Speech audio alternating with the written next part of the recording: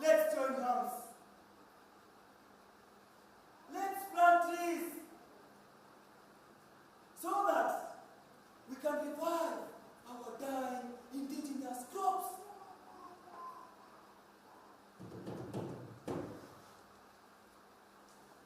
Echoes of the dying indigenous crops. Pride of Baringo. See you.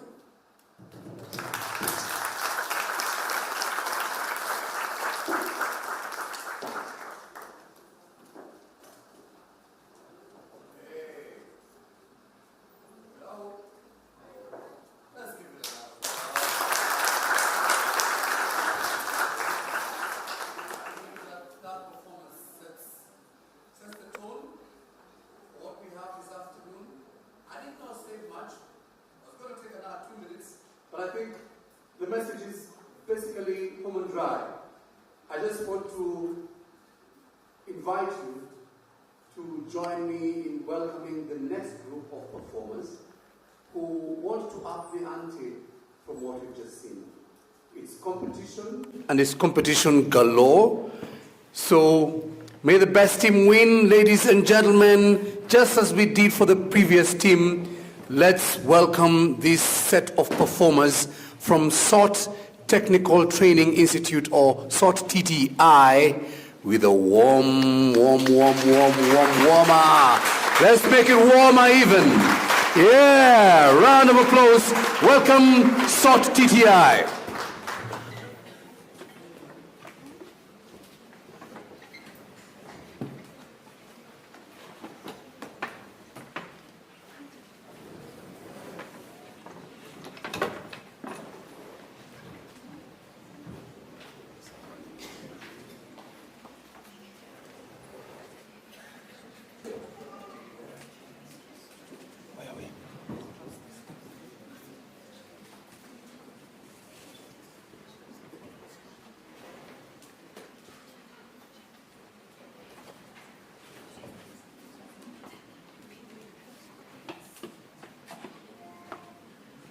In the meantime,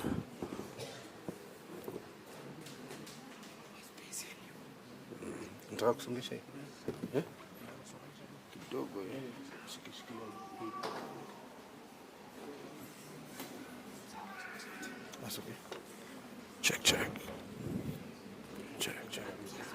Yeah, as we get ready to watch and enjoy the play by SOT TTI, we can take the moment to just hit our social media handles, support the work that we're doing. When you're making posts about this, just remember the hashtag National Museums of Kenya, and you can also check out the YouTube page.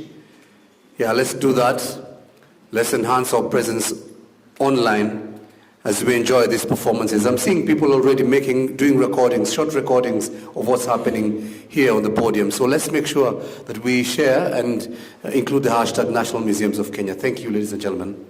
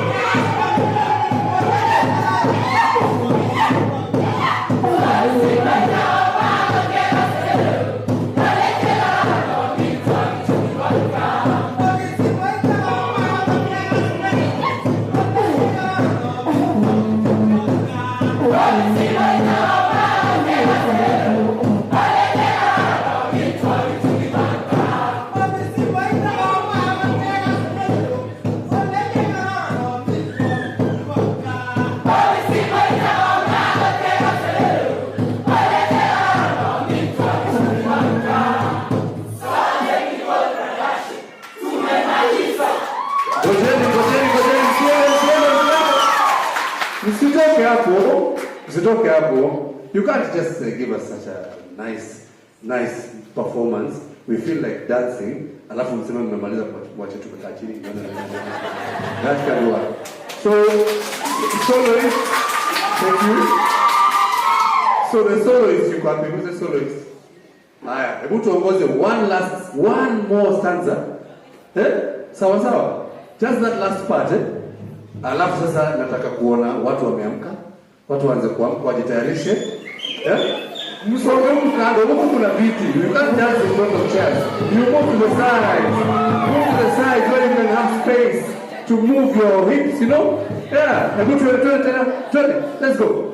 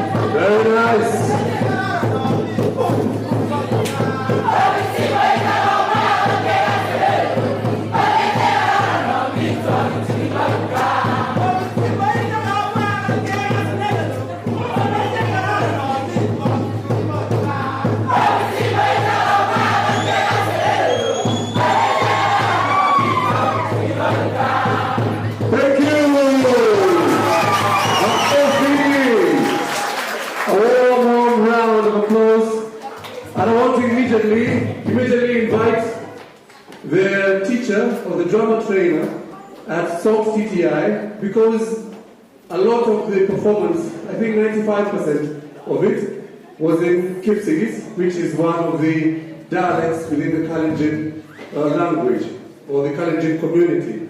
So we're going to understand a little more of Kipsigis as Jedida, the teacher or the drama trainer in charge of that performance, explains to us what we just watched, takes us through it, scene by scene, or gives us a synopsis of the same.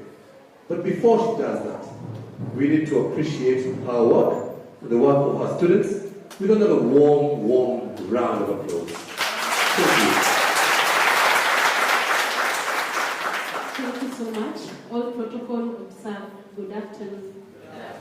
Yeah, so the dance that was performed here was a cultural creative dance that is performed in Kipsigis language or in from the Kipsigis culture. And because it is a creative dance, it had many scenes. It's a story told. From scene 1 to the last scene, it was a story being told of the first scene. You saw nurses and doctors who are on their daily activities treating, and the patients came in telling the doctors that they are feeling really sick and they have been eating, but they don't know what's happening with them. They feel stomach aches, headaches, and they don't understand why. And in the second scene, we see the villagers coming in and asking for help from the government and from the medics that, what shall we do? We are suffering. We are losing our beloved ones, and we don't know what is the cause. And they are really seeking for help, trying to understand what is the cause of the diseases that have emerged currently. And they were talking about cancer, and they are talking about people are having stomach aches. Someone has an headache and they pass suddenly, and that is a major concern in our society. And that was just a question. And in the next scene, we see the villagers. I believe you saw a car passing the stage, and that car, the villagers was saying that we are hearing something like a vehicle coming. And what is it? And they noticed that it is a car, and the car had a sign, it was a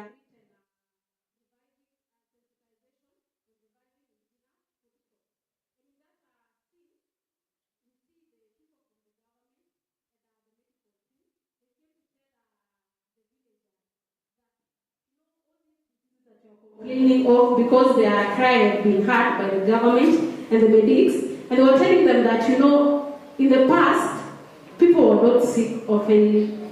They used to have a really healthy life, even though there were diseases, one or two, but it was not rampant like in the current days. And so they were giving them an advice that, the indigenous food crops were the best solution. We might find medicine and everything, but if we do not have a healthy living, then it's not going to help. Prevention is better than cure. Yeah, so that was another thing. And we saw also a group of elderly people in the community coming, and they were telling the villagers still, those are old mama, old ones, those people, they were coming to tell the people that, in our ages, we used to eat the indigenous vegetables. We used to eat ugali made of sorghum and millet, and it gave us strength, good health. Yeah, it was so good, and they were advising the current generation that if you adapt that, then life will be better. And in the next scene, we saw that the villagers received the news happily, and they decided to implement it.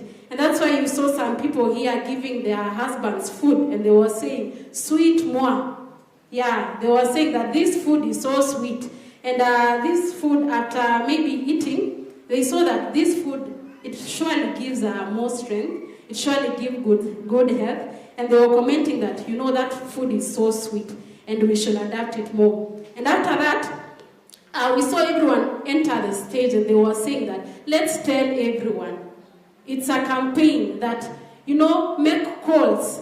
Make a call, tell your friends, tell a relative, tell a friend to tell a friend that let's revive the culture of taking indigenous food crops, or even planting them in our gardens, and it will save the society from diseases and many other things. So basically, it was a storytelling, and at the end, we were encouraged, all of us, let's do a campaign. I know all the Kenyans are not here, but we are here as representatives. So we should take that initiative to tell everyone that they should revive that culture in our homes and in the society, and we'll be in a better place. The world will be a better place to live in. Like our ancestors and the people before us lived, also us we can be stronger and live even for longer years. So that's the story that SOT Technical Training Institute was telling through the cultural creative dance. Thank you so much.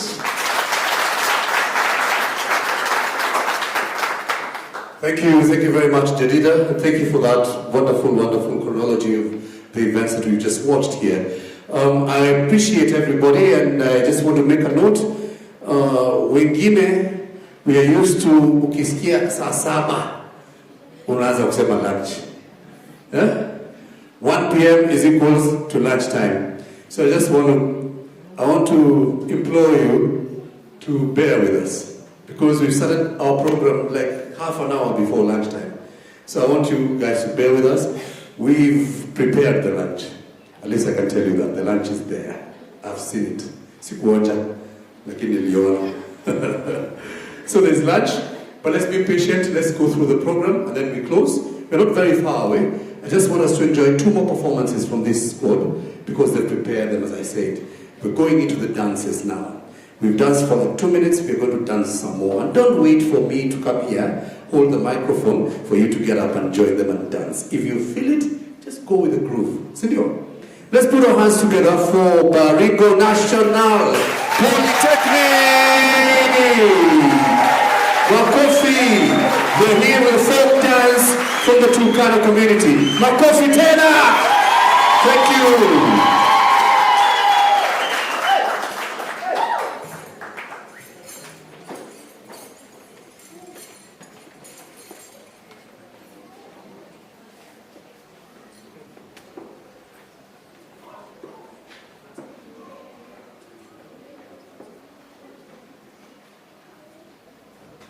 guest of honor, sir, honorable educator, ladies and gentlemen, on the stage is Baringo National Polytechnic. Let me present you a Turkana dramatized folk dance on reviving indigenous crop in public imagination. This dance is normally performed by Turkana during harvesting of indigenous crop. Welcome.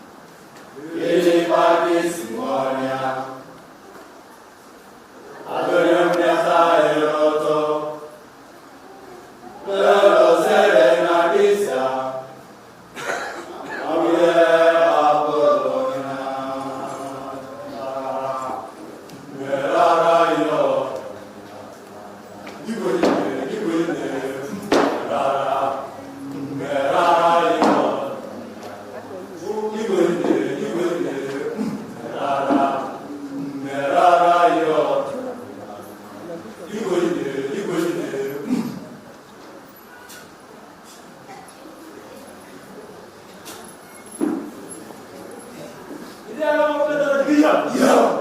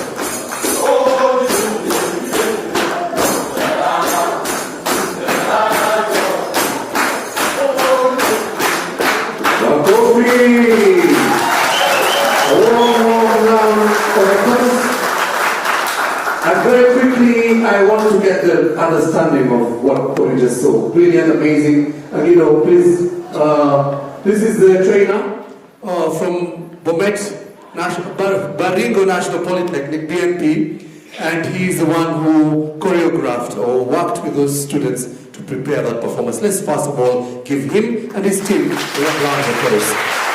Kindly take us through the synopsis of that. Thank you, sir, so much.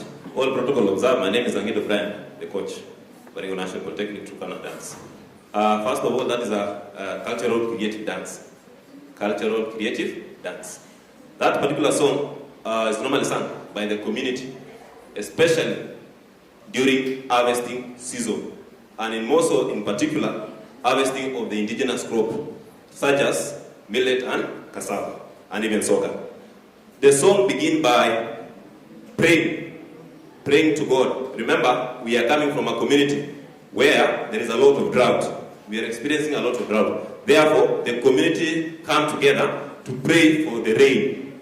And therefore, when you see the first scene of it, is that they are praying to God, and the elders, one of the elders in the community, will come and speak blessing so that we may experience a lot of rain. Once the rain is already there, then we started the planting process. We planted our cassava, our millets, among other indigenous crops. We do a lot of crop management practices, such as weeding, pruning, and so on and so forth. Until the time we are also trying to nourish. The crop has already nourished and is almost getting ready for bumper harvest. So it has reached a scene where we have already harvested the crop. Therefore, the community are very happy now. And that is why they are singing and they are praising God, and they are giving thanks that already we have harvested enough crop to feed the community. Thank you. Very well done. Thank you very much. We move to the last performance of the afternoon, ladies and gentlemen. Coming back for their second performance, let's put our hands together for SOT Technical Training Institute, SOT TTI. Party clap. No, you guys go back. These guys are not ready. Go up at your appreciation better. Warm round of applause. Thank you.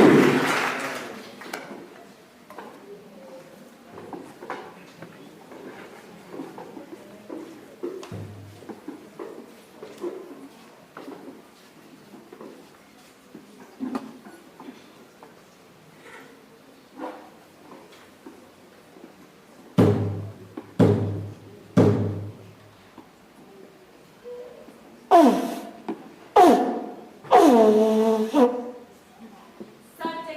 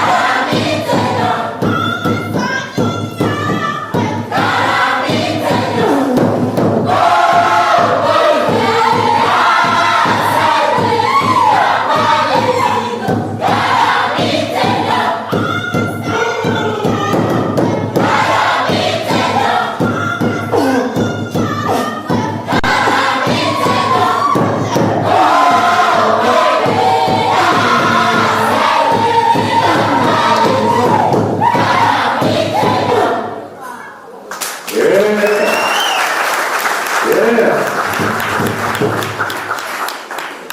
have a lot more than food. You agree? Yeah? In our culture, in our heritage, we have a lot more. Food is part of it, but we have a lot more, clearly, from those performances. Ladies and gentlemen, let's put our hands together. The effort and the work put in those performances really is something stupendous. But it's tonight to have an explainer for those of us who don't hear the language. So let's welcome again the trainer of SOT TTI with a warm round of applause. You did a good work. Very, very good work. Thank you once again. The item was a cultural folk song. That was a cultural folk dance, And the message is still the same, emphasizing on reviving indigenous food crops in the public imagination. And they are still from the Kalenjin culture, and they were talking about, they were happily saying that we love our culture. And they were telling each and every one of us to love their culture too, because it has good things that are to be embraced and to be continued in our daily living. And each and every song there, this was just a song to emphasize and to tell everyone to love their culture. This was not a story, but just each song was speaking that, let's embrace the indigenous food crops. Let's embrace it. Tell your child, tell everyone to embrace the traditional culture, because we have proven from even the data that we have of the ages lived and everything, the past was better compared to these days. There were no much diseases. There was a good, healthy living, and that is what we all are saying today, that let's revive the spirit in our daily living and in our homes mostly. Charity begins where? Charity begins at home. You begin at your home and you tell the people of your community, and within no time, the whole country will revive the spirit. Thank you so much. Thank you very much. Again, looking at my clock, the time is moving. But then one of these groups, this is Baringo National Polytechnic, explained to me that the category that their first performance was not in the folk dance, isn't it? So they have a last performance. They promised me that it's 1 minute long. Can we hold them to it? Put our clocks together. But when you're looking at your clock, really, are you going to be enjoying the music? Anyway, let's put our hands together for Baringo National Polytechnic for their final performance.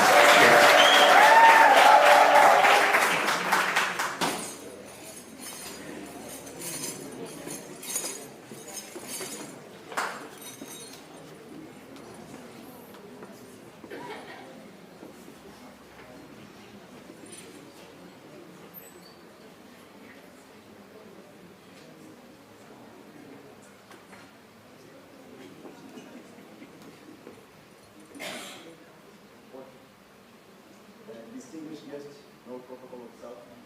In the recent performance that we did, it was about the cultural traumatized dance that was describing how humans were distinguished from the country that is now taking the process traditional. And we did it in short clips, and that's how we do it. Now, the event that we are presenting here right now is a formal celebration of our harvest from planting. That is now from rain to go, deep upstream. Then we plant, from there we give management as we harvesting the processing. Now we are coming here to celebrate our harvest. So as a community, we pray together. Once again, I have said the recent dance that we presented here, it was about the cultural dramatized dance, and it was describing on how we revive our indigenous crop traditionally. That is now from planting to management practices and to harvesting, after harvesting to processing. So we showed it practically, and that is how it ended. We were smiling, that is now we were blessed with rainfall. We were celebrating, that's now we have harvested, and that is how it ended. It was so very colorful, and we appreciate it. And to the event that we are presenting right now here, it is about celebration on a harvest of indigenous crop. We are celebrating as a community, we are coming together, we celebrate as we harvest. That is all about it. Hope you will enjoy. Welcome. Wow.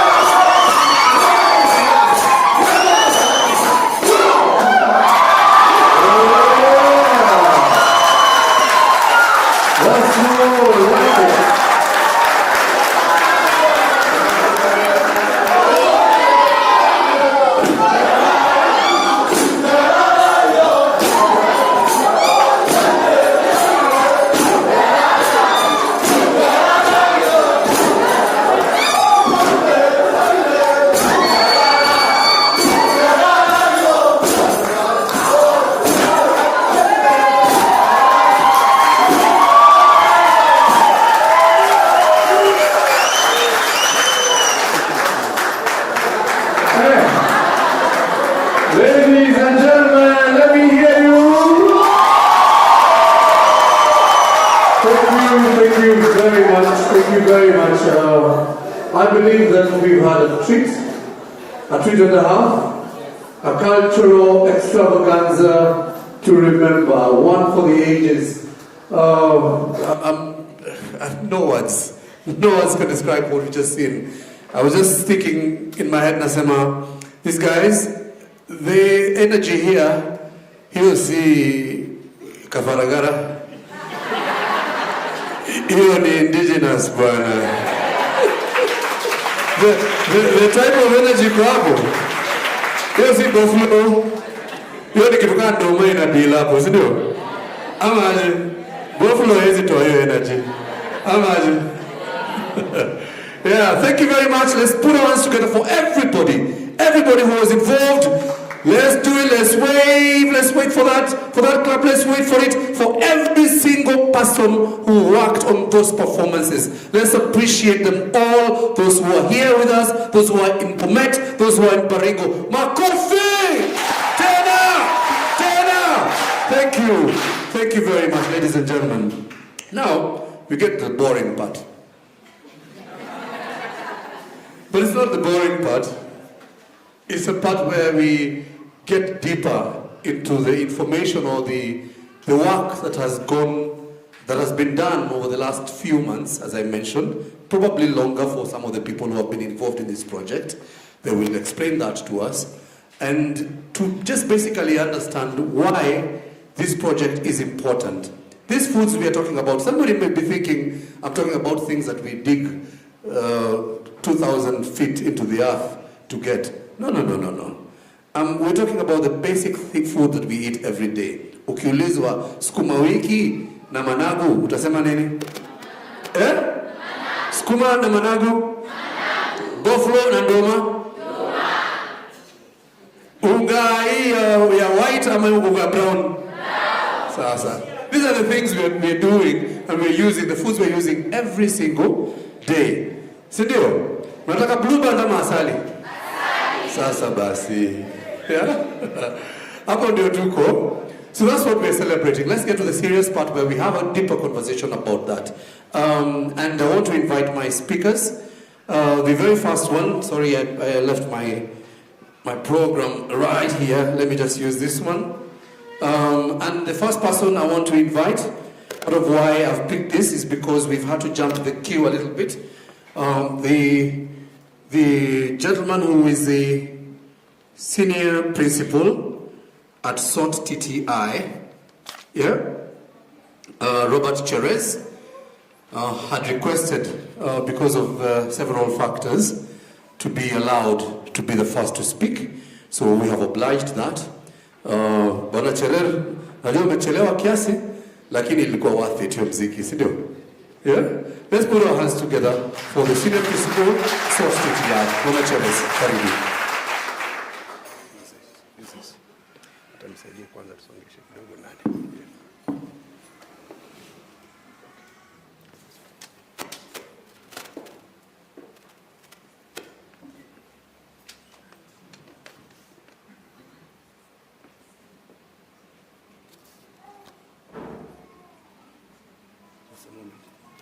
Let's have the main microphone on, kindly. Those in the console. Okay. Thank you. All right, thank you very much. My name is Robert Cherez, Principal of SOT Training Institute, Bomet County. Allow me to begin my speech, which is so brief, in this manner. Distinguished guests, colleagues, students, and guests who are present together with us here, and the partners. It is with great honor and renewed purpose that we are here today, having only one theme with us, that is reviving indigenous crops in the public imagination. May not want to read all that I have written here before me, but I would like to really thank the organizers, which I have mentioned. Here, we've got University of Lincoln, Madame Caroline has been the one, is that the right name? Yes. Has been the one who has been together with us as we began this journey. We also have got other partners who are with us today. It is my pleasure also being here with my students as we celebrate this landmark actually in reviving the indigenous crops. I would like to say a few things. One, while we're here today, we've heard from what our students have demonstrated right here, and we have also seen. Maybe there could have been some language barriers and so on. But I would like to say that this is an initiative which is so important. I know it was a research, but I also know, and I'm very much aware, that it is something that is so important, not only for us in this country, but even elsewhere in the world. We must have also heard from our students who are right here, talking about so many issues about what's happening currently, where people simply get sick. We've got some diseases going to be managed, and they have given us some information on what we need to do. Let me say that as part of this congregation today at SOT Training Institute, I would like to say that we have also a very important role to play in this case. Because I've realized that what is so important from what we have just heard is that the information that we are getting it here needs to be passed to other people elsewhere. And we've seen the mode of communication, the mode of transferring from one point to another. In music and dramatization, we've looked at such issues here, which are very important. Let me say that for us in technical training institutions, we play a very important role because as we train trainees in agriculture, in hospitality, and the exhibitions that we can see outside there are coming from the same departments. It is actually us whom we can make we can make what we are talking about a reality.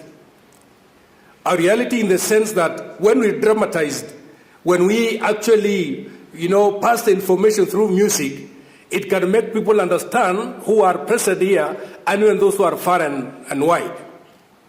Well, it could have been very exciting to listen to to listen and also to watch as those trainees were demonstrating and even staging their plays here. But I would like to say that for us who are here today, it's a very important, undertaking in this journey towards reviving indigenous crops, which I would like to believe it is not only for us here in this country, but even elsewhere. I would like also to believe that it is not going to remain in documents going forward. I know in Kenya, we have got very good scholars, even in this country, Kenya. And they like actually doing research. And the same can remain as documents in our universities and also colleges. But I would like to believe what we are doing today here is we are actually on a journey. And we must reach the conclusion. The conclusion part of it, I would like to believe there are people who are also players when it comes to policy making in this country.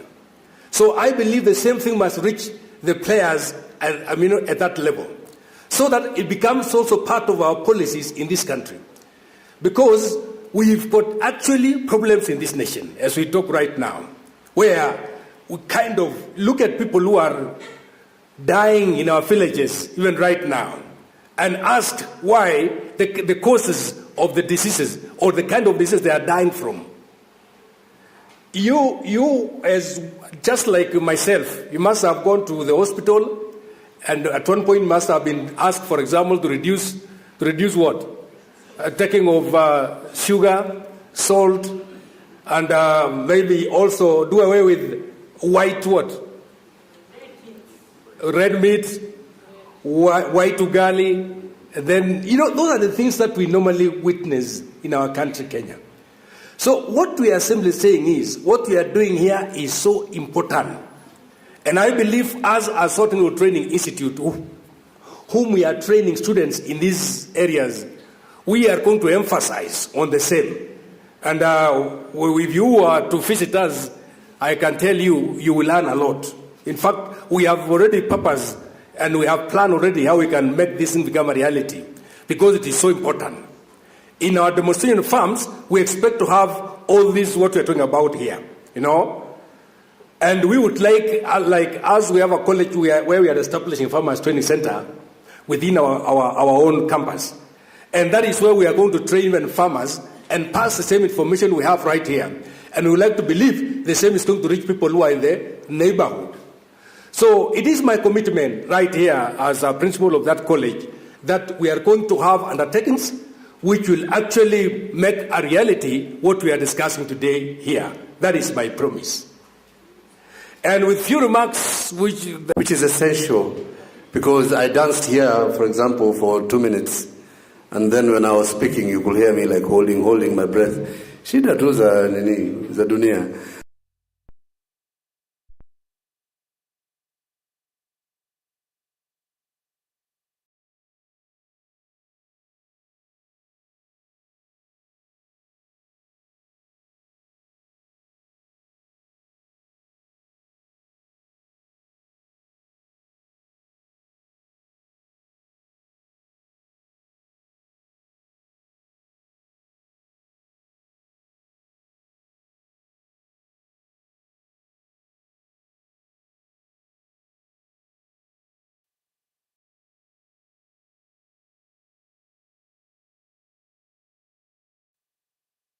So now, I want to shift to academia.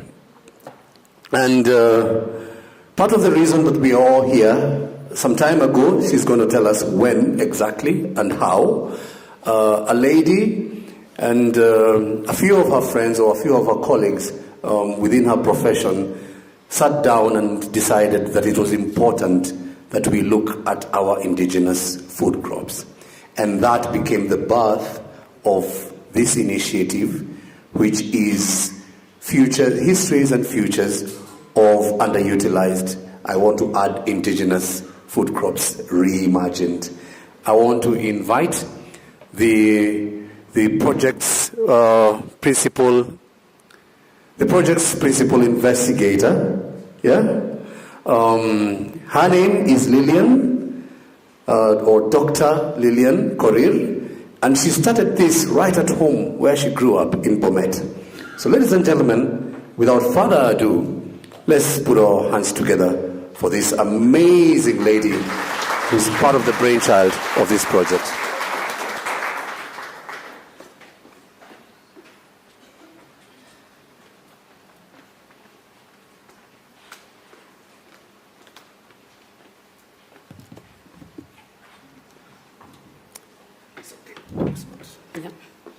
Good afternoon, everybody.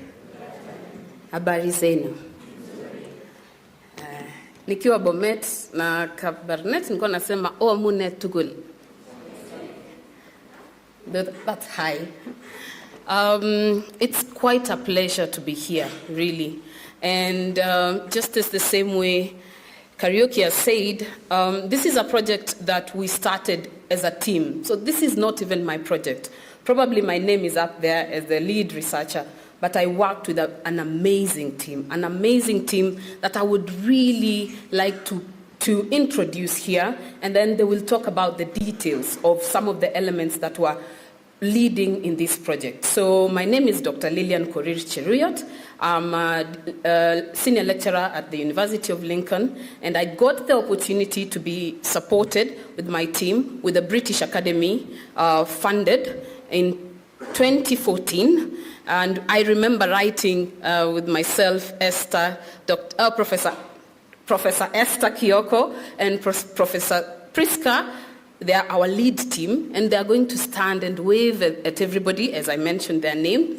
And I remember when we started this journey, it was really calls at night. You know how researchers we are. We write these things in the weekends, at night, and all that. But we had a dream that we thought about these crops, very important crops. We consume them, all of us consume them. If you go to any restaurant, you can ask managu or saga. But we also started to understand other varieties of vegetables, and I could hear while people were going around and they were asking, what is Ethiopian dock? That was, for me, that was an interesting one because we could hear from the stories how they would cook that. So the most important thing is for us to understand, like, how are these crops, for example, prepared and why, and what were the benefits that they had. I could hear people when they were walking in the exhibition asking the students very difficult questions, and I was quite pleased, even if they were really scared to answer some of them. It gave them something to think about. I remember someone asking about seeds.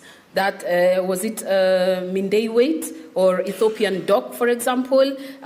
Where can we get these seeds? We don't have a seed bank for such seeds, and they will disappear. But why? Because they were mostly weeds, and we were consuming them as weeds. We never thought that we can plant these crops. We never thought that we could domesticate these crops. So the thought about this project really has expanded our knowledge, has expanded our pathways that we may have with these projects. And I call on everyone here who's interested in collaborating with us and with working with us. Let's have those conversations, because our main objective for this project was to really start beginning to revive this idea, to reimagine these ideas of us consuming these products now and then into the future. You can see in the title there is futures, right? And I was working with historians, political scientists, human geographers, and mtu anapenda wadudu akienda lazima arushe hapo kidogo.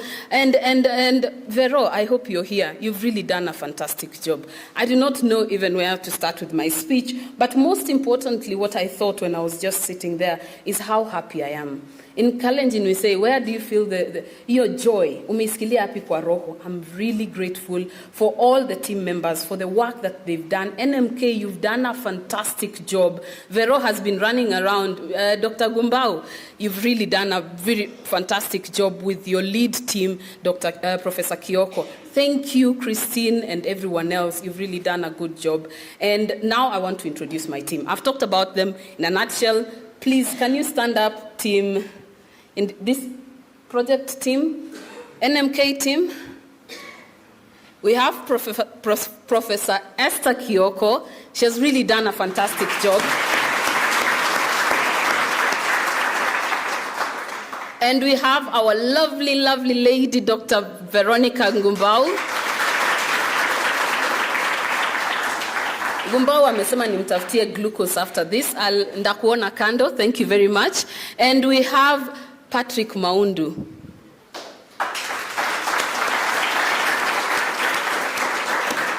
I can remember when we were really looking for Patrick Maundu. Thank you very much, because he's a very busy man. Even to get him and to get a hold of him is just something else. And I'm quite pleased that the Lincoln team were really appreciative with the work that you've done. And then we have the Moi team, led by Professor Esther Tanuito. Priska, Esther stuck. It's Priska Tanuito.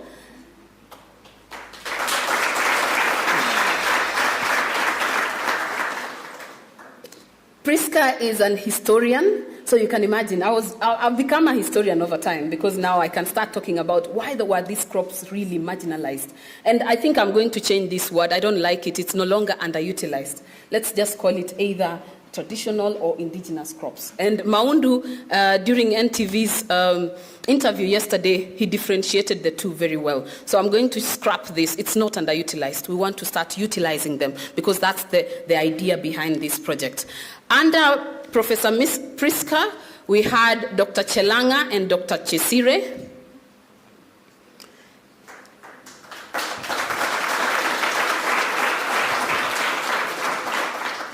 And then with my team from University of Lincoln, we have, Associate Professor Matt Hannaford?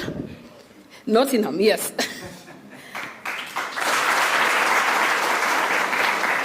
So the confusion is because when we started this journey, we started with Matt. I call him Matt. And actually, we were the one who wrote this whole project together before he moved to University of Nottingham, where he's doing his another amazing project in Africa, going to Malawi and Mozambique and which other country? Zimbabwe. And then University of Lincoln, our amazing musician, who you will hear so many incredible things about that, and I will not even dilute it, Dr. Jacob Thompson's Bell. And most importantly, the people who are not here are the community that we worked with. So when we were looking at the work packages for this project, we were looking at history, which was led by Matt and Priska, and then we worked with the community in the second work package with the community. We started with the community, amazing work, had these conversations, and they were really intrigued that we were interested in the crops of the past, because a lot of them were saying, these things are disappearing. We are the only ones who know about the one I said, Mindewait. I didn't know about that. There is Nyonyoek. I don't know the English names, but you can find that in your own language. But they were quite concerned that this information is disappearing. And that's the thing that I'm starting to call living archives. We are generating living archives so that they don't disappear like the same way the principal said, right? We need to start documenting this, and it's available for other people to understand why we are really interested in these conversations and in this debate. And lastly, we worked with the technical colleges led by the principals, and you could see from the presentations and the entertainment that there was a lot of passion. I wish you were on the ground to see how these students really worked hard. I'm quite grateful to the team, to the trainers, to the students, the passion. We could see the passion that you had, the commitment that you had, and most importantly, it's to see them start thinking about employability, right? We need to, some of you were asking them questions and they hadn't thought about that. They can see from the exhibitors, from the ones who are more mature in this game, how they actually do the exhibition. So I'm sure the students have taken a lot from this exhibition, and they are going to implement in future exhibitions. So thank you very much, technical colleges. Thank you very much for everyone who has been here to support us in this project. But most importantly, is for us, everyone, to really continue having these conversations and wonder, because that's where you'll start learning. Why is it important, really? We need to think about what is getting to our system. And I'm really grateful when I started my PhD, a lot of the research was just focusing on production. And I'm quite grateful that now we are thinking about consumption. What are we consuming? How is it utilized? Why is it important? Why are we talking about sugar levels spiking? Why are we talking about oxidative stress, for example? So we need to have those conversations so that we reduce what the students were saying here. There are diseases that we cannot explain where they are coming from. We are feeling fatigued more. Why? Is it the food that we are consuming? Let's have those conversations. That's the most important thing that I wanted and the team from this project. And understanding the genesis of it and understanding the drivers to this is the most important way to approach this. So thank you very much and welcome to this exhibition. As you go there, out there and talk to the students, please encourage them, give them feedback so that they can use it and further on this journey. Thank you very much and God bless you.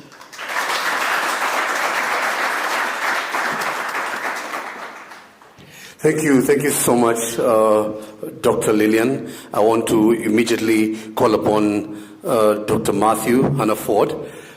He's based at the University of Nottingham in the UK, and you've heard that he was a central part or a very mercurial part of this project. Ladies and gentlemen, let's welcome him on this platform with a wonderful round of applause. Thank you. Thank you very much. Good afternoon, everybody.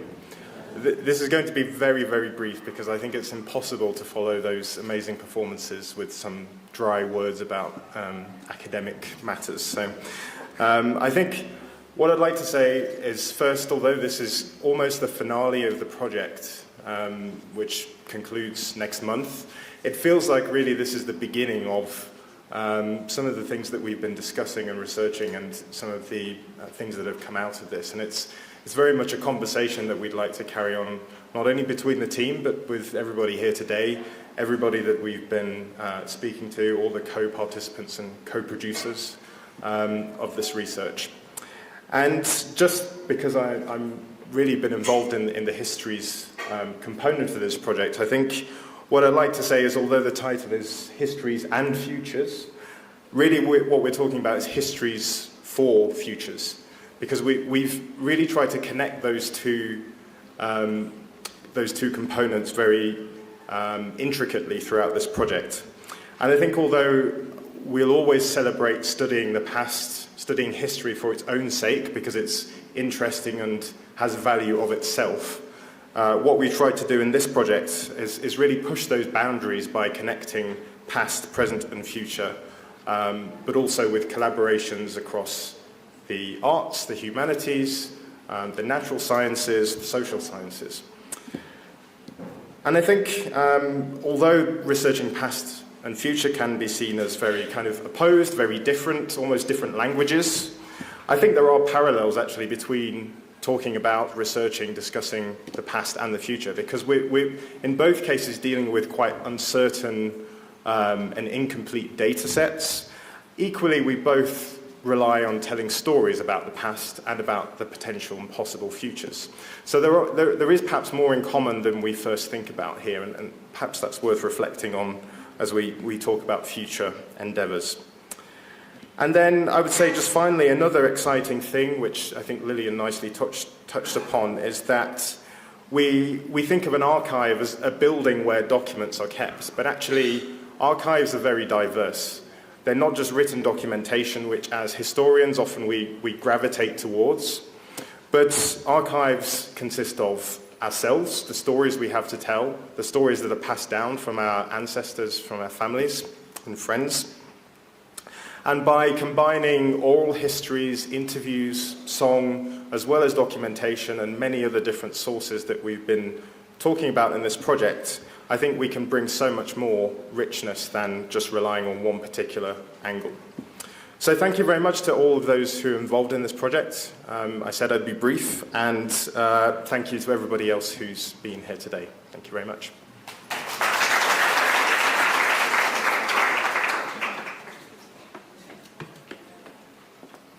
Thank you very much, Matthew. That was the first person who's got the brief correct.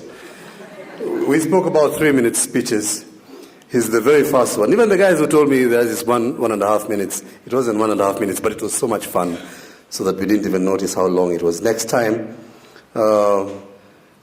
keep it that way. We won't notice. Even if you do half an hour, that's the musical guys will still be here. So, ladies and gentlemen, we are still welcoming and appreciating and celebrating the people who are at the fulcrum of putting together this project. And I want to invite from Moi University, Dr. Priska Tanui, who, as Matthew mentioned, was working with her on the history aspect. She's going to tell us more about that, and also about how this was received, because she also happens to come from a part of that Great Rift Valley. Tumpigie makofi tafadhali, Dr. Priska.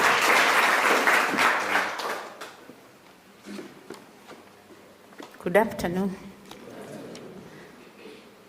All protocols observed. This is a special day. As Dr. Matthew said, we are almost towards the end of the research part, and we really want to thank God. Moi University was involved in collecting oral interviews in the field, and we really enjoyed talking to the elders in the field. We got a lot of information from them. But I don't want to talk about that. Today I'm talking about something very different, that it's real if you really eat indigenous foods. I'll talk about a very personal person. My father, who is 93 years, he retired when he was 74, but he's still very strong. When I visited him in his house, because he used to be in urban areas, we were in the village, I realized he was eating very interesting food, and I rebelled.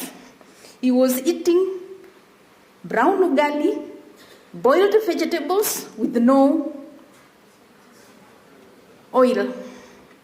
So he told me that is the food we eat here. And I was like, what? We'll eat this flat food. That was spider, isaga, and brown ugali.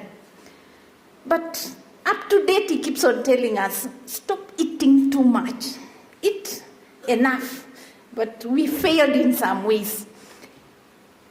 My mother, who is still alive, apparently married 2 wives, is looking quite old compared to him.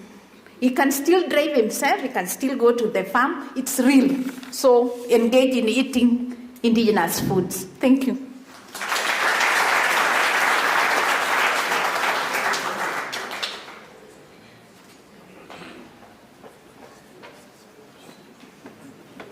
Yeah.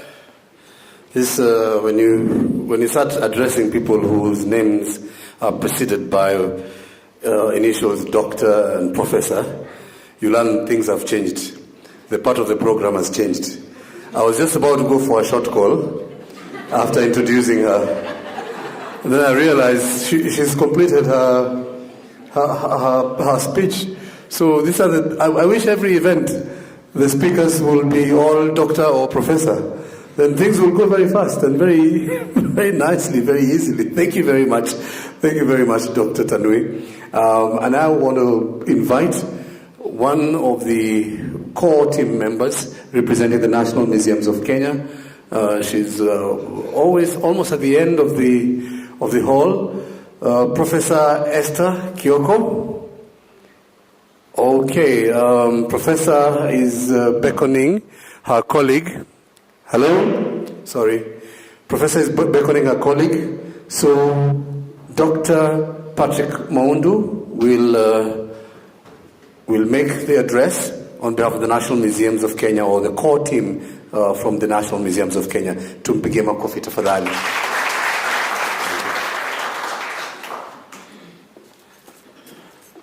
Thank you very much. This is a special occasion for me, and it's special in one way. One thing we have been struggling with, especially with documentation of indigenous knowledge, is what we call intergenerational knowledge transfer. And one thing that this project has managed to achieve very effectively, you can see it yourself. You can see it here. Intergenerational knowledge transfer. You can see the number of youths we have here who have been involved in this program, and that has been achieved. Let's tupigie hii program makofi. So for me, that's the most beautiful part of it. And on behalf of our colleagues, I really feel proud being part of this program and project. Thank you very much. Thanks.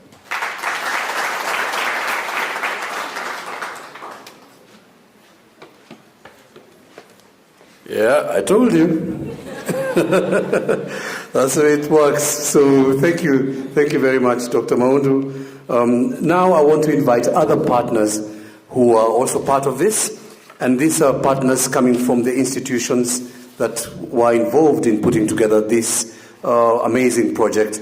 And I liked what Matthew said, that this is the end, but a beginning in many sorts of ways. So I want to call upon from Mukuru Rescue Center. I want to invite Stacy Madhu. Let's put our hands together for Stacy. These are some of the exhibitors. When you spend your time out there, these are some of the exhibitors who have joined us today. Tumpige makofi tena, Stacy. Good morning or good afternoon, everybody. My name is Stacy, as you have heard from Sir. I'm from Mukuru Rescue Center. I am the head of CSR, Community Service, and we are here to bring a project on where we have, it's called Meal Token Project. This is whereby we feed the community and we also feed schools. Right now we are at about 300 people in the community and also schools. The Meal Token Project, it has really brought people together. As we all know, food brings people together. It doesn't matter the culture you are in, food brings people together. And one thing that we have learned is children from the slum, because Mukuru Rescue Center is it's on a slum-based area, and we have found children. The initiative started when we started acrobats, and we saw students fainting, and that's why we started the meal token program, whereby we help the community and also the acrobats get food for a token of 10 shillings. Also, we have schools partnering with us, and we also want to change the community based to order we eat. Thank you, sir.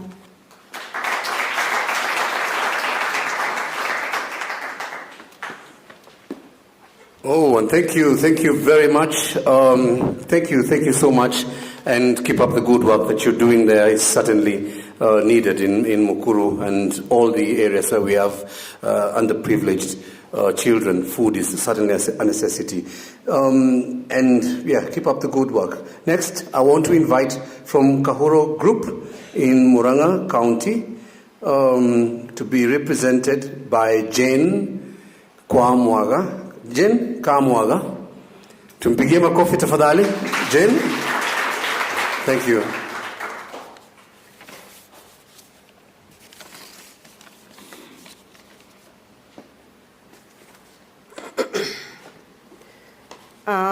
Good afternoon, all. Let me first correct. My name is Kamwaga, not Kamwaga.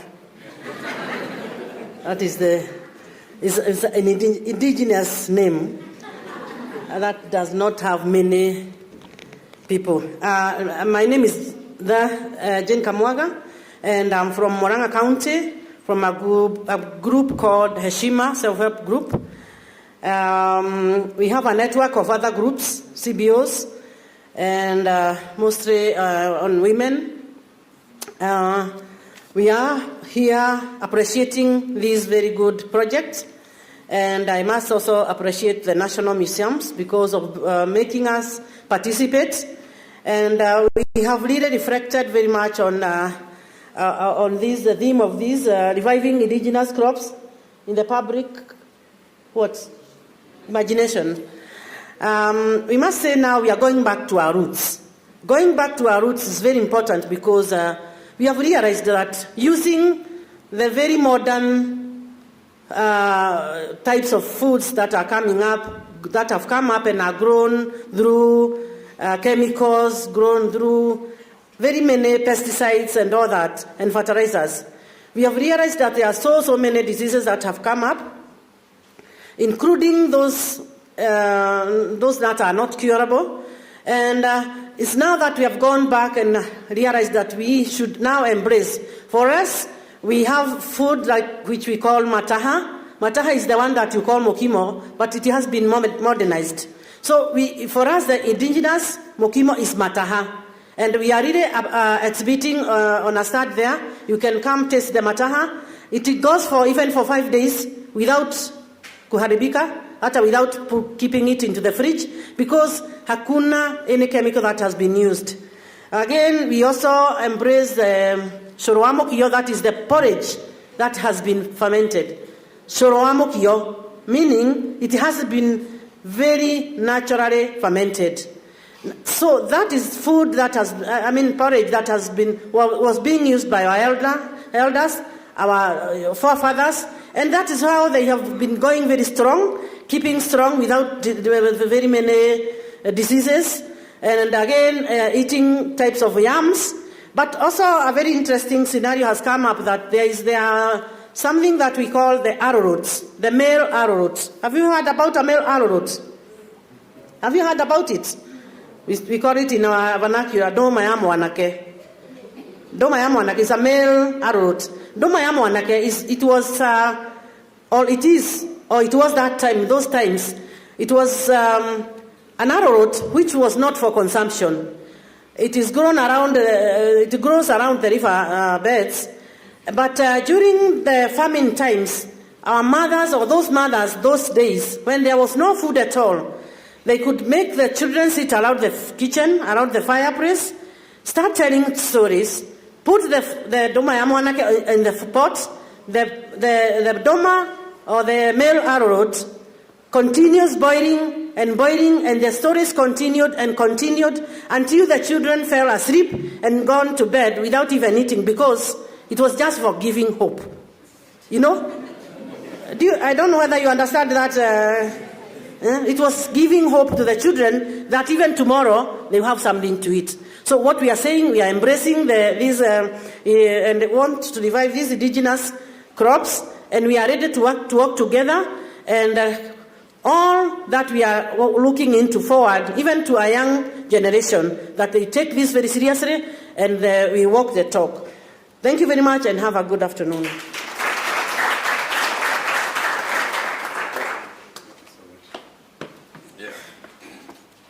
Yeah, for once I don't need a translator. I could get what she was talking about. And apologies, I got your name now correctly. It's Jane Kamwada. Thank you so very much for those wise words and also that interesting history lesson. Thank you so much.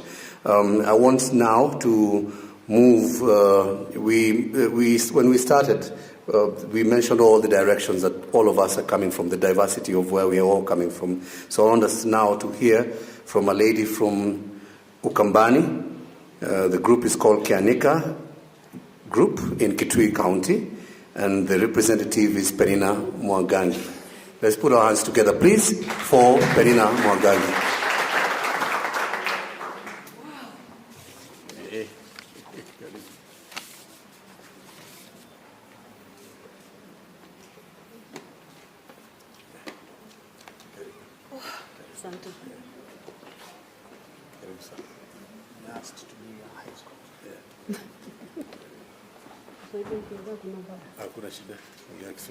Habari zenu? Mko chonjo? Huh? With from Chanika, Kitui County, Penina Kavinya Mwangangi. And I like traditional food with my Kitui County. Jina langu ilianza mapema kwa kutumia chakula cha kienyeji. Mimi niko na 67 years now. Lakini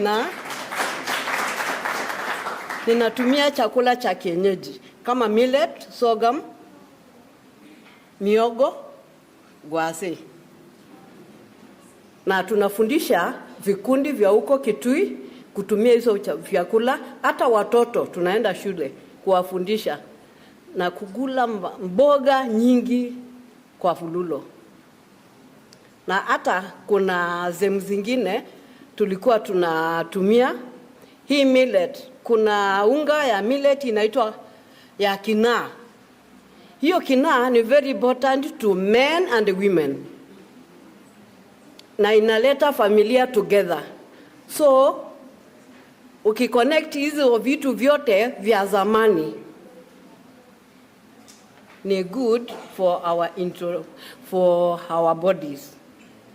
Na hata kuwaweka wazee pamoja na watoto wetu pamoja. Na huko kwetu kuna group ingine inafanya ani.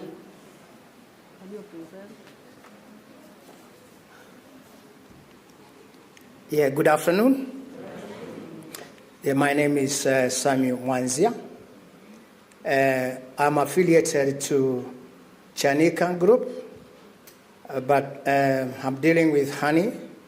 Kitui honey is very famous for some factors due to the environmental place where Kitui is situated. It is dry, and of course, honey does very well there.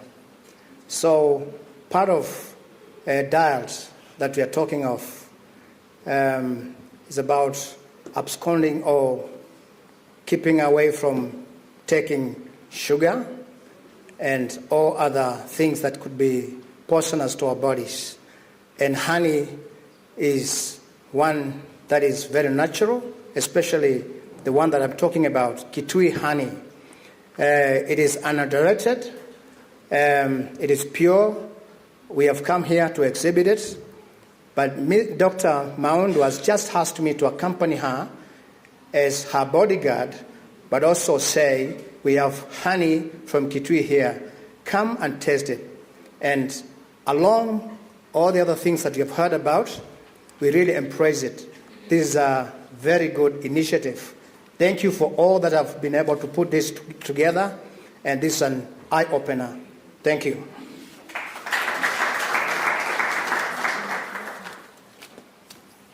Good afternoon. Mkoaje? I'm Frida Mutia from Kitui County. I'm exhibiting baobab fruit powder. If you Google about baobab fruit powder, it is very beneficial. It contains a lot of calcium, potassium, zinc, iron. It has a lot of fiber, and it has 6 times vitamins more than oranges. So if you take baobab powder, you'll be taking others to the hospital. And nobody will refuse you any other food, even red meat or salt. You'll be a perfect person. So I welcome you to my stand and take your baobab fruit powder.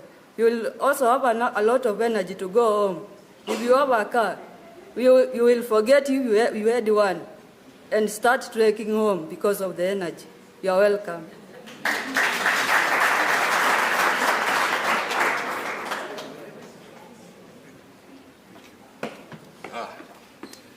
I love that conversation. Nimeambiwa kuna vitu nikienda to that stand, vitu ya kurudisha wazee na wamama pamoja. Si umesikia? Eh? Alafu unajua Mkamba akikwambia nova, si unajua ukienda kuuliza direction anakuambia nova, alafu mnatembea 10 kilometers. Now we know why.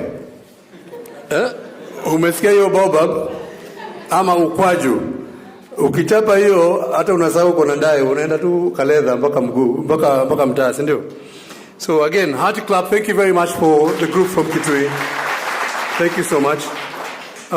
Right now, I want to invite a gentleman who opened the session for us with a very different and grounding prayer session from the SALT group in Tharaka County. Simon Metabo, karibu sana. Tumkaribishe kwa heri na makofi tafadhali. Thank you. Thank you.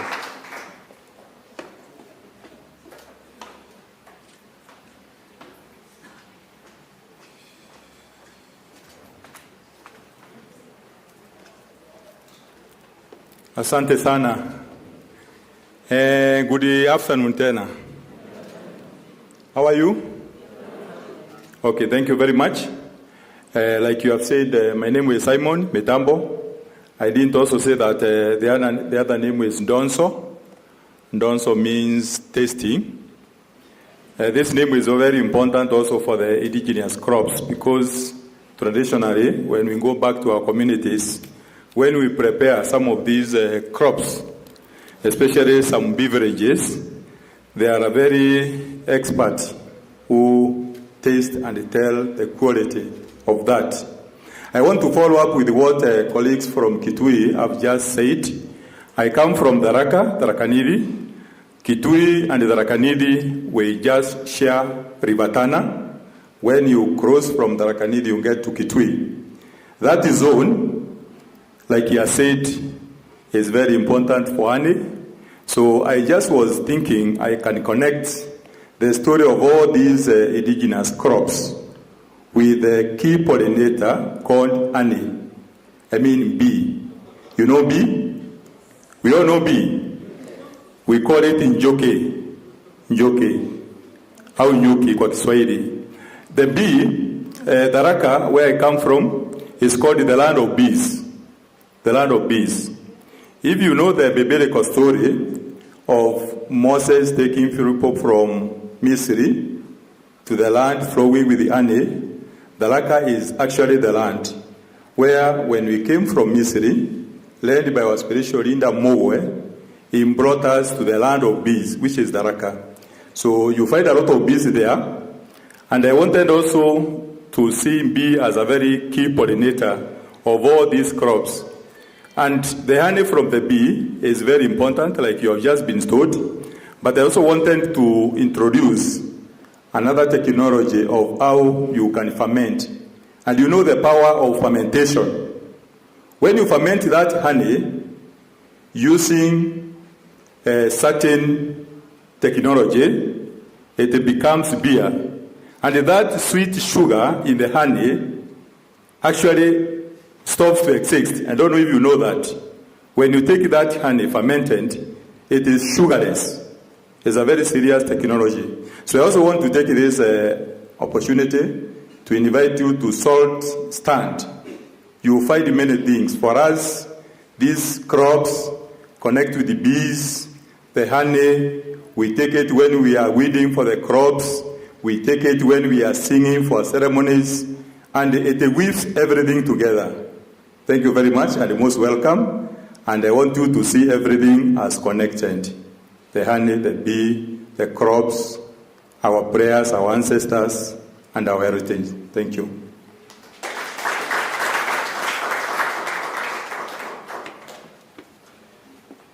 Thank you very much. We're coming very close to the end of the formal part of this session, and I hope that we have the winners ready. Remember those dancers that were here and the performers? I hope that the trophies are ready for presentation, because we are almost at that point where we will welcome them. At this moment, I want to shift direction again and go back to the core components of this project. And one of the things that was introduced as part of this initiative is the aspect of music. Because as we have seen this morning, or this afternoon rather, the first part of the session, the arts and cultural expression are part of who we are. Sindio? They are part of being African, they're part of who we are. And sometimes we take a very short time to pass a very long message through a song. Yeah? Using very few words and very different dynamics to tell a story. I want to invite the gentleman who has headed that aspect of the Indigenous Foods Reimagined project. And his name is Dr. Jacob Thompson Bell, and he is from the University of Lincoln. Correct? I hope I am. Absolutely wonderful gentleman. Let's welcome him with a hearty clap. We've heard a bit of the music. If you came early enough, you probably have heard one of the or two of the tunes, but he's going to tell us more, including when the release is for the collection. Thank you. Makofi tena tafadhali. Asante. Nyaje. Chamge. Owemani Tugul. Mkopoa. How are you all doing? You doing well? You having a good time? Thank you for being patient. Thank you for waiting for us. Thank you for waiting for your lunch. There's something strange about listening to a lot of people singing, performing, talking about food, and listening to your own stomach rumble. So I'll try not to keep you for too long. What I'm going to do is say just a few words, because there's not much more left to say about music. And then I'm going to play you a couple of songs, and I'll talk to you about what they are, how they were collected, and what I hope they might mean to you and what they mean to me. So for me, this has been a really exciting project, because as a musician, I'm fascinated by how music can bring food to life, how it can accentuate the flavours, make food taste better, can make it taste sweeter, can make it taste more bitter if you want, can make it taste spicier, it can make it taste crunchier, fresher, and just altogether more fulfilling. And the reason for that is certain kinds of sounds go with certain kinds of flavours. There's a lot of research on this, but also because music is a way of reflecting. Music is a way of taking time on your own, together, to think about yourself, to think about the world around you, and in this instance, to think about food. And the thing that's really, really struck me about this project is, although I'm described as the music guy or the music person or whatever it might be, I think that's kind of unfair, because we've seen all of these young people here today, this morning, performing, singing fantastic songs and talking about, through those songs, messages that are connected to traditional ways of life, traditional farming, indigenous foods. So let's just give them a round of applause again to appreciate what they've done. In a sense, we're talking about futures, but the future doesn't exist. We don't know what it is yet. It hasn't happened. What does exist is now, is the present. So when we're talking about remembering, we're talking about revitalizing, we're talking about crops, ideas, values, ways of life that have been marginalized, yes, but people still remember.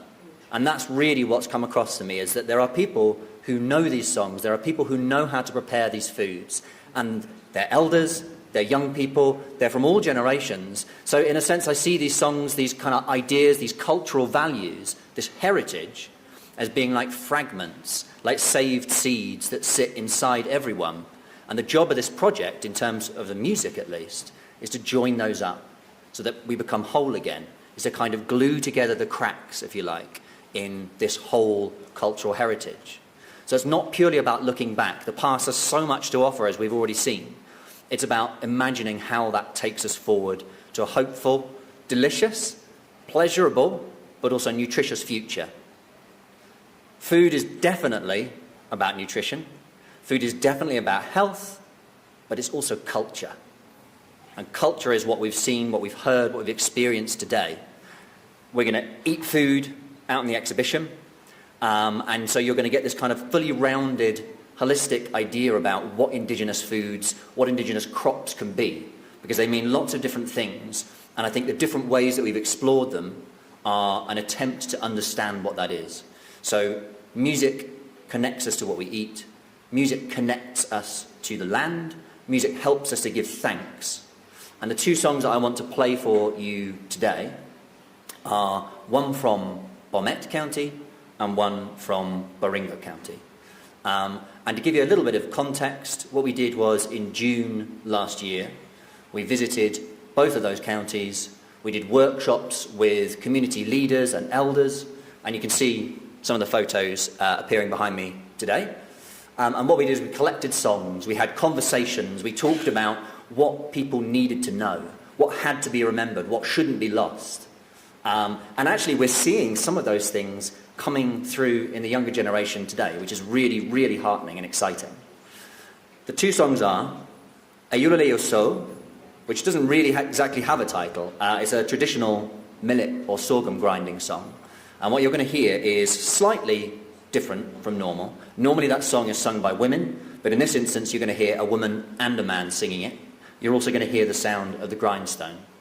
And the reason you're going to hear a woman and a man singing it is because in bringing to life these traditions, we invited people just to kind of share whatever they remembered, whatever they wanted to communicate to people more broadly across generations. So that's a song from Bomet. Then you're going to hear a little bit, not all of, a song called Kesen la Cuit, which is from Baringo. And this is a Tugan song about preparing and eating food made from traditional indigenous crops. So just two little excerpts, if you like, of songs collected in those communities. And what I've done is I've brought them together and I've added some additional details, some arrangements with a kind of contemporary twist. Because the interesting thing for me has been this cross-cultural aspect. Coming from the United Kingdom, from the UK, I've been really privileged to be able to share in this culture with you today and with the communities in Baringo and in Bomet. But it's also given me pause to reflect on the fact that food security, food sovereignty, all of these things that we're talking about are relevant to everybody, wherever you come from. They're experienced differently, the culture is different, but the challenges in some respects are the same. We all have to be able to move forward, we all have to be able to be healthy, to be happy. We want a fair world, we want to do it in a way that connects us to what's gone before, to those past generations.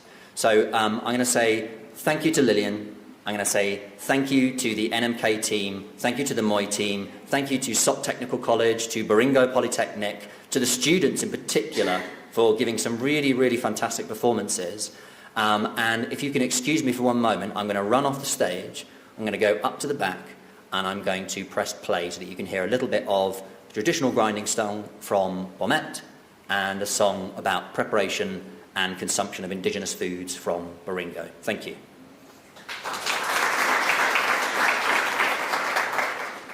Just talk amongst yourselves.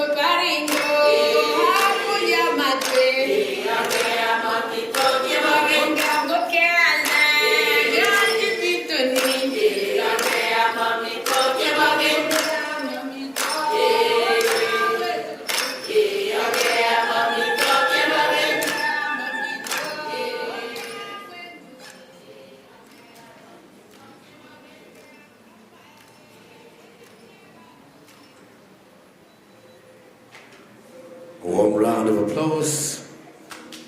Warm round of applause, please, for that. Thank you, thank you.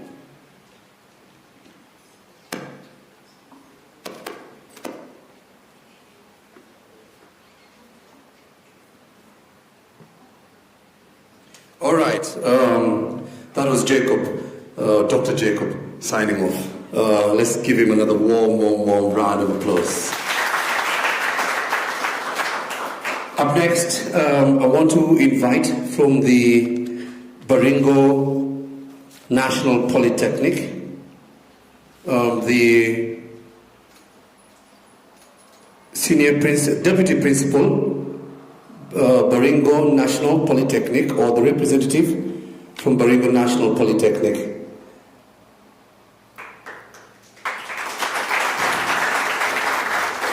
I wasn't given her name here, but I know she's called Patricia because we sat together when we were having breakfast. Karibu sana, Patricia from Baringo National Polytechnic. Makofi tafadhali. Okay, thank you so much, MC. And it's good that you still remember my name, so our interaction has really saved you a lot. The great team from the National Museums of Kenya, led by the Director of Research, allow me to ride on the protocol that has already been established. Ladies and gentlemen, good afternoon. Habari ya saizi. I stand before you today. As you've heard, my name is Patricia Kipsang. I am the Deputy Principal in charge of academics at Baringo National Polytechnic. I'm here representing my principal, Mr. Isaac Wambok, who sends his warm regards and deeply regrets for not being here today with us for this very interesting conversation, but is really committed to this conversation that we are here today and remains committed to the cause of what we are celebrating today. I want to say that, ladies and gentlemen, we gather here today at the National Museums of Kenya for one main reason. It is a landmark, as we know, a place that guards our history. And I think I like what one person was saying, that history for the futures. One of it is this landmark place, to talk about our indigenous food, very, very important. And I want to say that probably for some time, if we flash back to our dining tables at home, we've been having a narrow selection of global crops, quote unquote. And in doing so, we have sort of drifted away from the resilience of our indigenous food. Talk of the sorghum, the resilience of the sorghum, talk of the nutritional powerhouse of the amaranthus, the terere, talk of the hardy reliability of our cassava crops, and all the others that we can say, our indigenous crops, which we need to reconnect once again. And you find that when we do this, when we connect our history with the present, with the future, through our participation, because we are being told that we reimagine what we have been doing. It is not just a mere act of nostalgia, but it is a strategic move for our future. And we know that we have the issues of climate change. As we face the facts of the climate changes, these crops are often the ones that stands up. They stand tall when others wither. I want to believe you agree with me in that. And therefore, they are our gifts from our ancestors, and a gift to a warming world. Ladies and gentlemen, it is good to note that when we talk of our indigenous food, bringing back this food to the public, we must focus on three things very briefly. Number one, we give them the dignity that it deserves. And I like what Dr. was saying, that she's from now on removing a word and replacing it with another one. That is restoring the dignity of our indigenous food. Otherwise, giving them the dignity that it had. Number two, we have to increase the accessibility of this indigenous food and bridge the gap between the farms and what we call the urban plate. And in this case, we focus on our generation, the youth, from what they are being accustomed to. Let's make them learn that these are the foods that are very, very important. And then number three, we focus on science and heritage, thus combining the tradition knowledge with the modern agriculture. Then we are able to commercialize or produce more indigenous food that is going to be enough for all of us. And as we walk through the conversation for today, as we were walking through the exhibitions that we had just outside there, let us not just look at the crops as exhibitions. Let us not look at whatever we saw as artifacts or whatever, but let us see them as solutions for today, solutions for tomorrow, and solutions for the future. And in that case, we live here with the resolve that we have to put indigenous crops back on the kitchen table. I want to believe that is our resolve today, in our school feeding programs and at the center of our national agriculture. And on behalf of my principal, I wish to thank all the organizers, all the people who made this meeting very gracious, led by the National Museums of Kenya, for hosting this vital conversation. Of course, not forgetting all the other teams that are there. And I'd end by saying, let us eat what represents us and grow what sustains us. Otherwise, ladies and gentlemen, as you travel back home, go with the grace of the Lord. Let us remember our indigenous food. I thank you all. Thank you. Thank you. Thank you so very much. Yes, and as I said, right now we're just about to get to that place where we can contemplate food that we've been discussing for a bit of time. I just have a comment from the floor. This lady, her name is Esther. Esther, you can stand up. It says, Marcy. Wow. So, pole sana. Pole sana. Marcy is from the Ministry of Health, Division of Nutrition and Dietetics.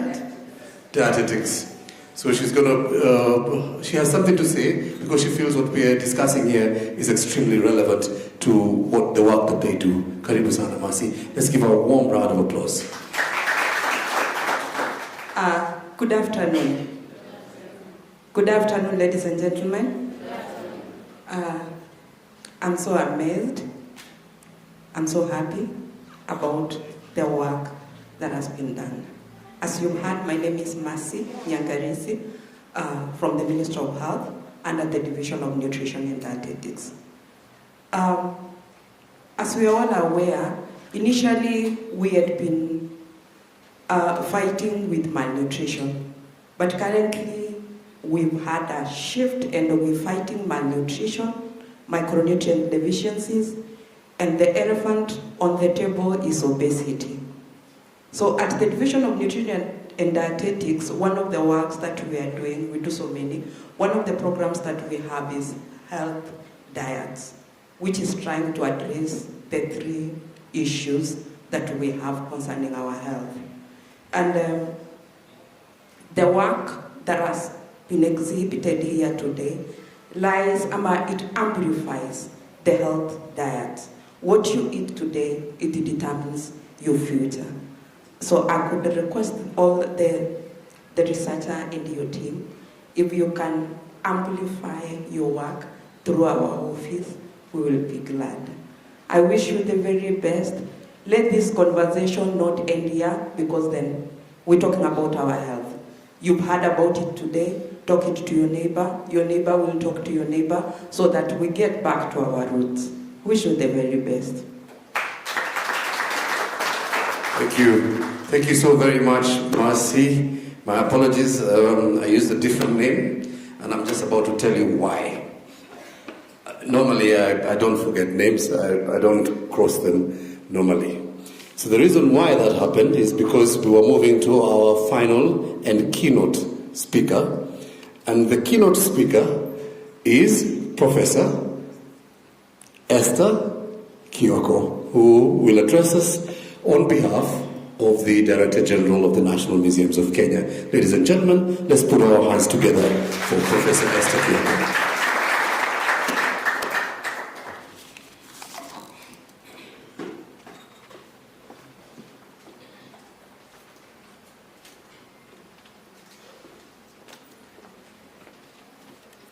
Good afternoon. Okay, I stand here before you on behalf of our Director General, National Museums of Kenya, Professor Mary Kikungu, who had wished to be with us this afternoon or the whole day, but duty called, and she just requested that I just pass a message to you on her behalf. My name is Professor Esther Kioko. I'm a principal research scientist here at the National Museums of Kenya.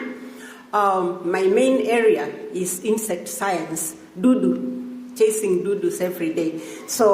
But they are very important in the indigenous crops. So don't ask what is she doing here. We are the little things that run the world. Yes? Okay, so on behalf of our Director General, I want to take this opportunity to say thank you to each one of you for being here this afternoon. We have, we've just heard about our lady from the Ministry of Health. Thank you for finding time to come. The technical institutions that have played a role in these exhibitions. The part of this project where museum was supposed to play a key role was in the exhibitions. But of course, we needed to work with the entire team to get what was to be exhibited, as you have seen this day. So we just want to say thank you to each one of you. We have the youth from Mukuru Rescue Center. Thank you so much for finding time to be here. We really appreciate. We've also heard about your project and how you are valuing these indigenous crops. The community groups that were here to present from Muranga, Kitui, and Tharaka Nithi, thank you so much for finding time to be here. So we've all seen the music, the drama. We've seen, some of us have seen the exhibitions. So the question is, what next? So the answer is, each one of us who has had the privilege of being here today, you have a part to play. And how will you do it? You're going to be an ambassador wherever you are. You're going to talk about these foods the importance, because you've seen these exhibitions, you've heard the stories about their role in our health. So what is you have to act? How you have to do something? And you have to show by action. From today, when you go to plan your menu for dinner, remember indigenous crops. Remember managu. Remember amaranth. Remember mtama. Remember gooseberry. There's a cake out there of crickets. Remember, insects are also indigenous foods. Remember termites. Remember cassava. We've seen a cake made of wimpy flour with sweetened by sweet potatoes.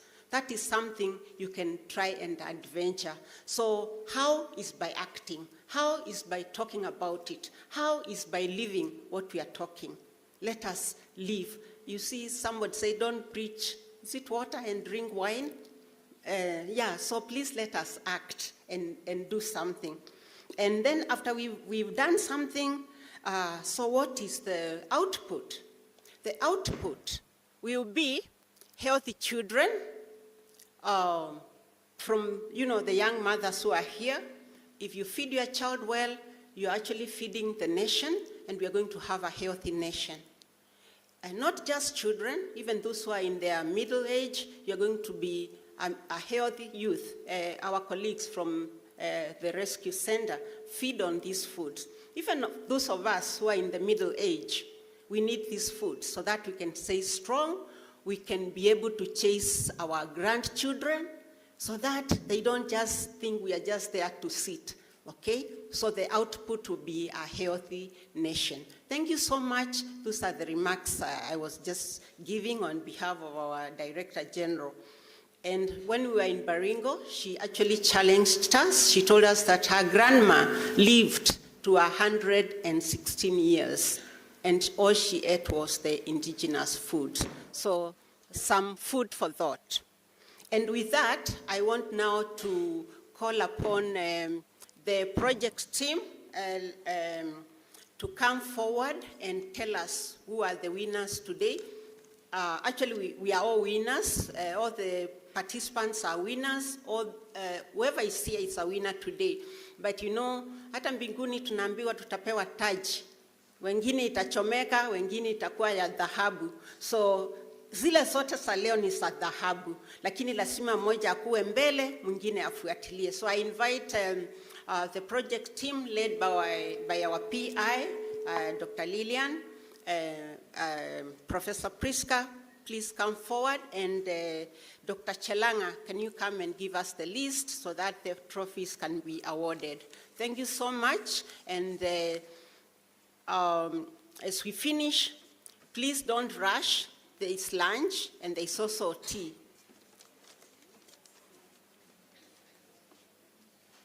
Okay, thank you very much. Let's give a warm round of applause for Professor Esther. This team, I want to charge them with the responsibility of giving the gifts, of giving or awarding the winners of today's competitive aspects of the exhibition. I want to invite Dr. Chelanga, who is from the Moi University, and he was the leader of the panel of judges throughout the day. And he will tell us which criteria they were judging on, and he will tell us who won, who was runner-up. And then I'm also going to call upon, let me just call them now, a wonderful team from the National Museums, Dr. Vero and Grace, karibuni sana. Step up here. Just step up to the podium so that immediately mtu akiitwa anapata zawadi yake, so that we make it quick and flawless. Dr. Chelanga, please proceed. Thank you. Just before I read the list of the winners, is to emphasize that we are all winners. All of us who are here, we are all winners because we are part and parcel of what has happened.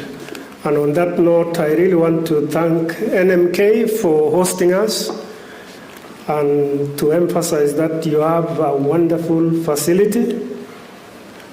And this has made the preparations and the exhibitions to exceed expectation. We are amazed. May God bless you. So now I go to the exhibitors. We have exhibitors on the agriculture field, hospitality, drama, and the folk songs. And I'm sure as the 5 judges were assessing, you were also doing the assessment, isn't it? Isn't it? Yes. Okay. So for agriculture, do you have a winner? All right. The 5 judges agreed that out of all those who exhibited various types of agriculture, we picked only 2, the runners-up and the winner. So both of them are winners. So the runners-up for agriculture is the group which displayed improved modern agriculture from SOT Technical.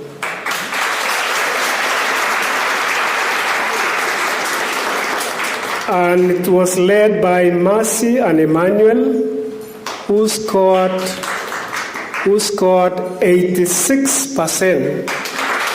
Okay. Please step onto the podium. Step onto the podium, the winners, or who is receiving that award. So you are winners. You are on behalf of SOT Technical.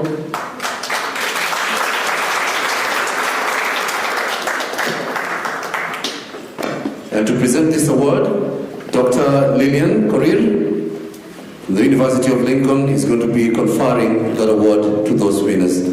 Tuwapigie makofi tena tafadhali. Thank you. Thank you very much. Please proceed, Dr. Chalanga. And the winners with 94.4% is a team on climate smart agriculture. There we go. To confer this award, Dr. Jacob, led by Nicholas, Ekal, Valentine, and Jonathan from Baringo National Polytechnic.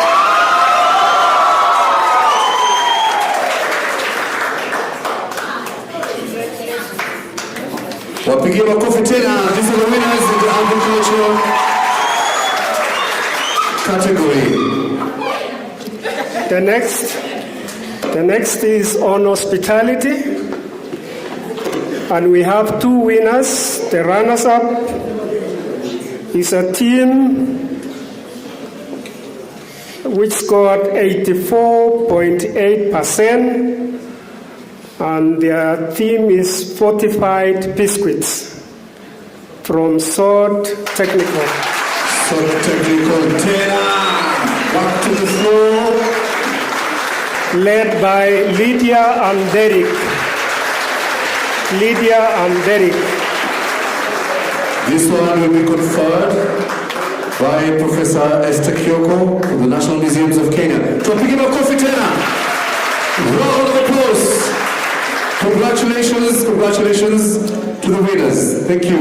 And number 1, with 88.8%, is a team led by Mercy and Billy.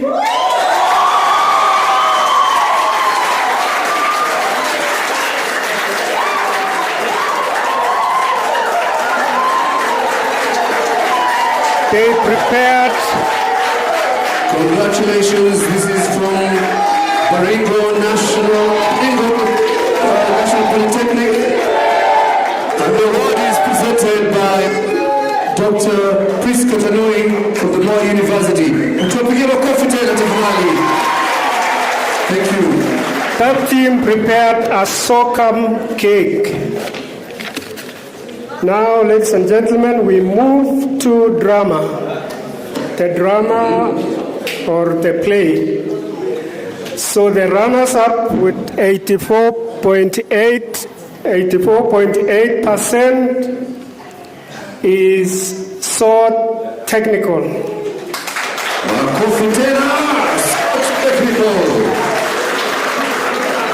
The drama team from SOT.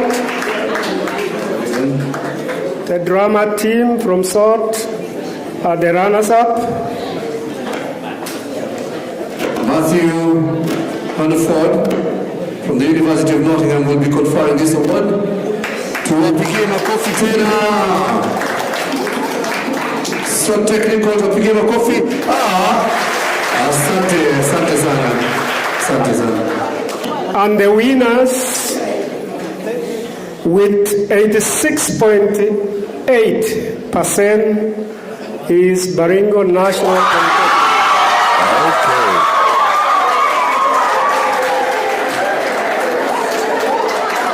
Congratulations, Dr. Lillian from the University of Lincoln will be presenting this award. Wakipata award tuwapigie shangwe vigelegele. Asante. Now the last group is the folk song. The folk song. And the runners-up presented a Kalenjin creative folk song, and that is the SOT Technical.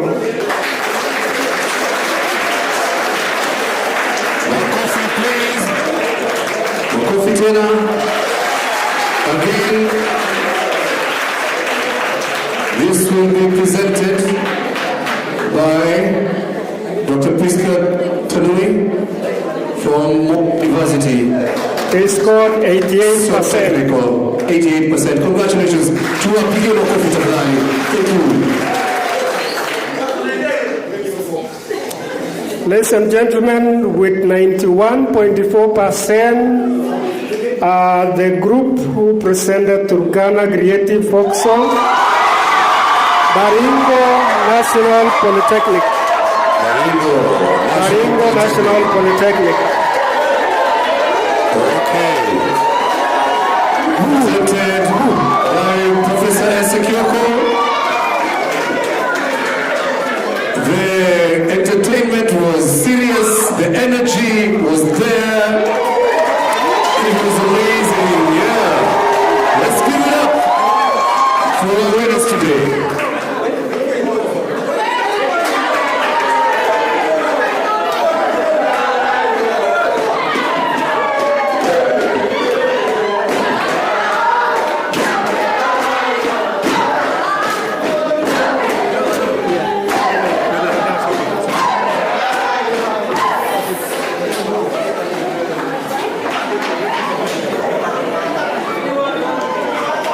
So, ladies and gentlemen, other than part of ladies and gentlemen, so, congratulations again. Yeah. So, it's been a wonderful session. It didn't feel like the time that it has actually taken, because it's been very informative, educative, and entertaining. Thank you very much to all the speakers, to all the members of our audience for being amazing, being wonderful. Right now, I want to do one last thing for the day, then I can also call it a day, personally. And I want to go and eat, yeah?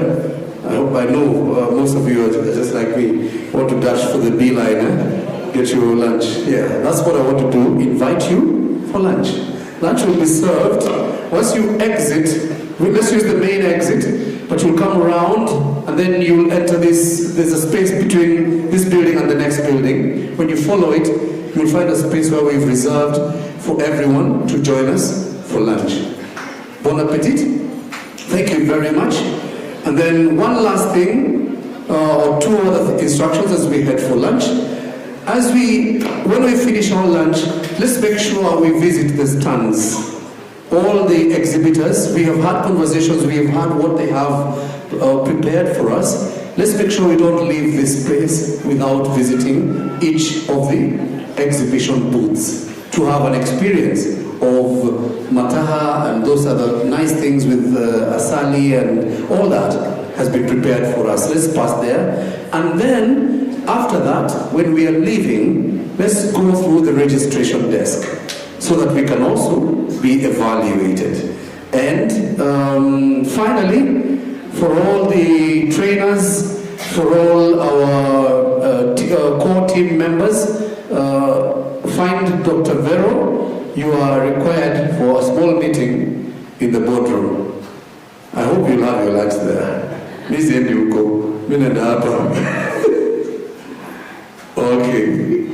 Okay, so yeah, I'm told all the, so you head over to the boardroom, and before you get to the boardroom, sorry, these instructions is getting to be quite a list, huh?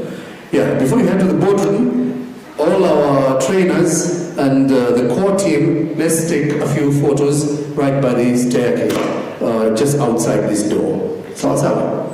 So Dr. Vero and Grace and her team will be helping us manage all that. Otherwise, from this platform, we are done. It's been a pleasure. It's been a very, very pleasurable afternoon. My name is Karaoke Bige. I am a consultant, and I am always happy when I'm engaging with the museum because it grounds me back to my culture and to my roots and to my heritage. Thank you very much. God bless you all.